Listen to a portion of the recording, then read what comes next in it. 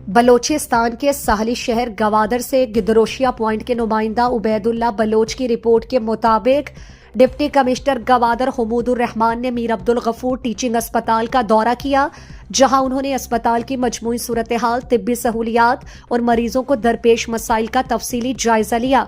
इस मौके पर MS doctor Hafeez Baloch, district health officer doctor Abdul Latif Dashti, doctor Shahnawaz Baloch और दीगर मुताल्लिका अफसरान भी उनके हमरा थे।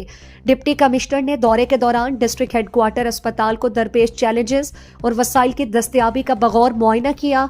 उन्होंने नई इमारत में मुंतकिल होने वाली OPD और लेबॉर्ट्री का दौरा करते हुए वहां फराहम की जाने वाली तिब्बी सहूलियात का जायजा लिया।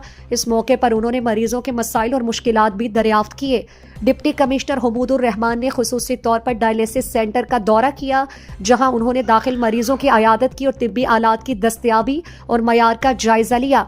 MS टीचिंग अस्पताल डॉक्टर हफीज बलोच ने डायलिसिस सेंटर में मरीजों को दरपेश मसाइल और इलाज के अखराजात के हवाले से तफसीली ब्रीफिंग दी।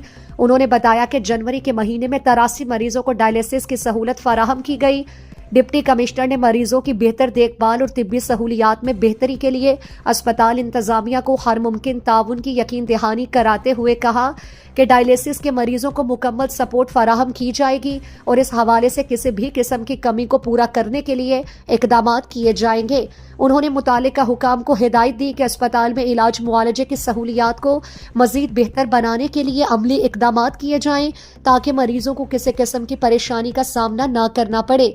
वाज़ेह रहे कि deputy commissioner Gwadar Hamidur Rahman, assistant commissioner Gwadar Jawad Ahmed Zehri सेहत व तालीम और दीगर मसाइल पर खुसूसी तवज्जो और इन इदारों में मुतवातर दौरे करते रहते हैं।